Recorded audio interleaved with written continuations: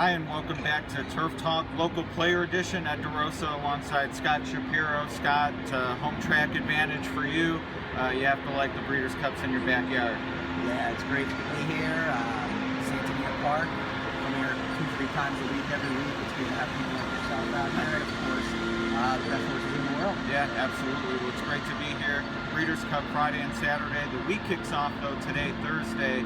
What should handicappers be watching for in terms of how the track plays today that might give them clues of what we'll see on Friday and Saturday? Yeah, I mean, in general, this meet, the track's been relatively fair for Santa Anita, but it's still favored front runner for the most part, especially on the dirt. So keep an eye on how the, if it is possible for horses to make up significant ground in the stretch. A lot of times it's pretty difficult, so I would keep an eye on that. Hopefully we won't get a repeat of 2013 where it's like that. Right. But certainly something to keep an eye on, especially if you're considering betting a deep closer. Yeah, and the Friday 2013 you mentioned, definitely very speed favoring, especially on Friday. Saturday maybe just different horses or different track maintenance, but definitely something to watch. And we have 5 undercard races on Friday as well, not all of them on the dirt, but hopefully we'll get some clues and be ready to send it in. I know we've done some individual videos, but any really strong leans for you that, sort of regardless of what happens, you're already married to a particular horse or race?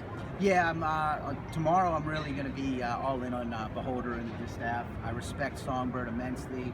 Price is just not there. Sure. And I just don't think Stellar Wind's going to get the same trip that she's gotten in the last two, which we've talked about. It's kind of a match race. Right. The race flow should be different in this one, race shape.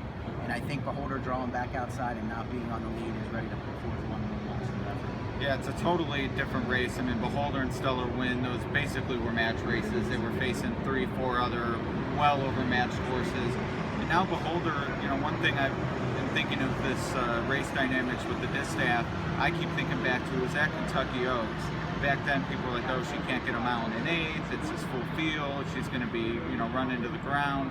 And that was one of the best races of her career in losing to Princess of Silmar, who she later turned the tables on here.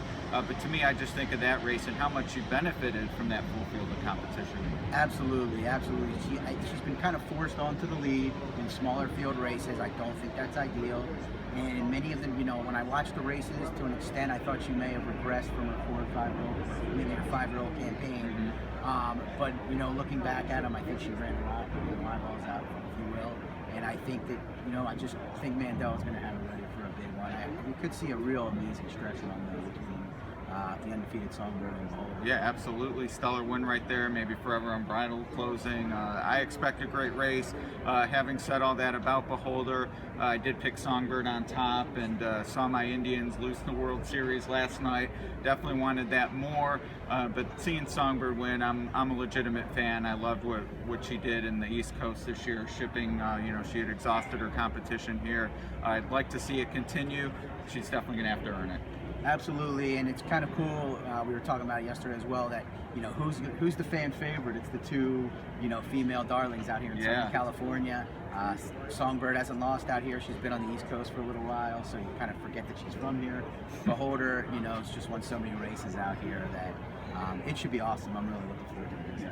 Yeah, me too. Looking forward to the whole weekend. You'll be with us Friday and Saturday. Looking forward to your insights. We'll put some links up in the comments. Scott already has a couple blogs looking at the Pick 5, how the track's been playing, etc. And we'll look forward to seeing you tomorrow and Saturday. Can't wait. All right, take care.